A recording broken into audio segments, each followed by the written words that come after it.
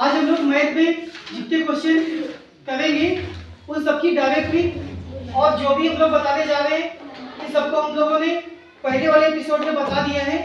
आज यहाँ पे डायरेक्ट क्वेश्चन और मिक्स क्वेश्चन स्टार्ट होने जा रहे हैं। तो सबसे पहले अगर आपसे ये पूछ दिया जाए a की पावर 10 लिखा हुआ है, इसकी पावर 10 लिखा हुआ है और इसकी पावर 0 है, तो इसका मान क्या होगा? एक क्वेश्चन ये डायरेक्ट बताना है बिना हल किए हुए। दूसरा बताना है कि अगर x प्लस 1/x ये 2 लिखा हुआ है तो हमें बताना है x स्क्वायर प्लस 1/x², इसका मान क्या होगा।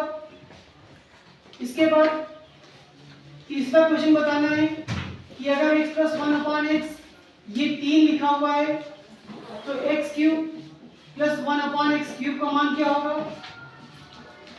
चौथा क्वेश्चन हमें बताना है अगर ये लिखा हुआ है 1 - 1/3, 1 - 1/4, 1 - 1/5 तो इसका मान बताना है।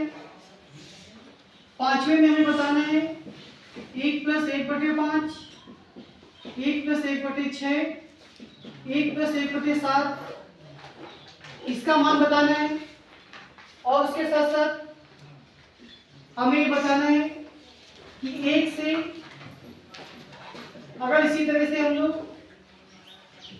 49 तक लिखे तो इन सब का योग बताना है। और उसके साथ साथ सातवें में क्या बताना है कि यदि दो संख्याओं का योग क्या कह रहा है कि दो संख्या का योग 30 गुणनफल 50 है तो व्युत्क्रम का योग क्या होगा। व्युत्क्रम का योग क्या होगा। ये सातों क्वेश्चन एक एक एपिसोड में 5-5 क्वेश्चन इसके बताए गए हैं, तो वो आप लोग पीछे के उससे देख सकते हैं। तो अब देखिए यहाँ पे जो पहला क्वेश्चन इसको बिना हल किए 1 मिनट के अंदर हम लोग कैसे बताएंगे। तो इसमें क्या ट्रिक बताई गई थी कि अगर किसी की पावर 0 लिखी हो, ध्यान दीजिएगा, अगर किसी की पावर 0 लिखी हो तो अगर किसी की पावर 0 हो जाती है, पावर मीन्स क्या होता है, शक्ति होती है, और किसी की शक्ति 0 हो जाती है तो वो इंसान क्या हो जाता है, अकेला हो जाता है। यानी कि इसका आंसर क्या आने वाला है, 1 इसका आंसर होगा। दिमाग में यही बात करती है कि जिसकी पावर 0 हो गई वो इंसान क्या हो गया, अकेला हो गया, तो 1 इसका आंसर हो गया। दूसरा क्वेश्चन कैसे बताया गया था, तो इसमें क्या करना है, अगर हमें स्क्वायर निकालना है तो मात्र एक लाइन लिखनी है कि जो संख्या दी है इसका स्क्वायर करना है, और जितना भी लिखा होता है और क्या होता है जितना भी होगा उसको 2 से घटाएंगे, तो 4 से 2 जाएगा, कितना बचेगा 2। तो ये भी देखिए कि जो संख्या लिखी है उसका स्क्वायर कर देंगे और उसको 2 से घटा देंगे, तो ये आसानी से डायरेक्ट ये भी निकाल लेंगे। ये कोई बहुत बड़ा काम नहीं है, सब आसानी से हो सकते हैं। यहाँ पे क्यूब में क्या ट्रिक बताई गई थी कि जो संख्या लिखी है उसका क्यूब करना है, उसके बाद जो भी यहाँ लिखा है उसको 3 से गुणा करना है, घटाने के बाद क्या आंसर आएगा 18। तो ये सब क्वेश्चन की इजी ट्रिक बताई जा रही है, पहले भी बताई गई थी। माइनस वाले में क्या बताना है, माइनस वाले में क्या होता है, माइनस में घटाना यानी कि कम हो गया, तो जब कम हो गया तो इसको इससे घटाएंगे, कितना बचेगा 2 बचेगा, और लास्ट में जो भी अंक है वो लिख देंगे। तो ये देखिए इसका डायरेक्ट आंसर हो गया। इससे आसान ट्रिक नहीं मिलने वाली आपको। प्लस वाले में क्या करना है, प्लस भी ज्यादा होता है तो माइनस वाले में हम लोगों ने पहले को लिया था, जब प्लस वाला लेंगे तो लास्ट वाले को, तो 7 1 8 होगा, और जो यहाँ पे पहला लिखा होगा तो 8/5 इसका आंसर हो जाएगा। जिन संख्याओं को लगातार जोड़ना है, जिनको लगातार जोड़ना है, लास्ट में क्या लिखा है 49 लिखा है, तो आपको क्या करना है उससे एक आगे लिखना है और इसको किससे भाग करना है 2 से भाग करना है।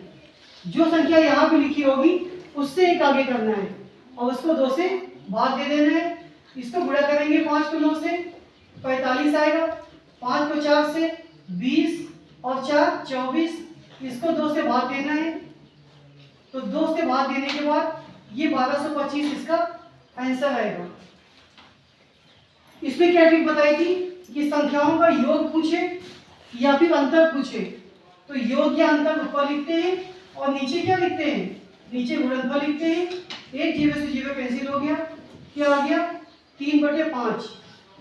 तो आज हमने यहाँ पे 7 क्वेश्चन और 7 क्वेश्चन आपके अलग अलग थे, सबको ट्रिक के माध्यम से, कोई बड़ा क्वेश्चन नहीं, सब आसानी से समझेंगे।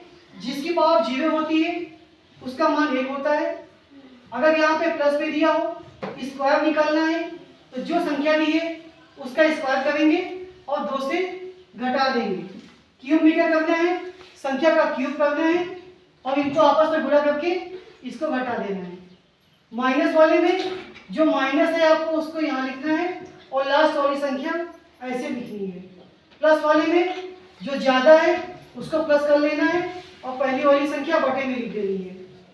इस पे क्या बताया, जो आखिरी संख्या दी है उससे 1 आगे लिखेंगे तो 49 से 50 हो जाएगा, 2 से भाग देंगे आंसर आ जाएगा। योग या अंतर में क्या करना है, योग दिया हो या अंतर दिया हो उसको ऊपर लिखना है, गुणनफल नीचे लिखना है। तो इस तरह से आप लोग इस चैनल को सपोर्ट करते हुए धन्यवाद।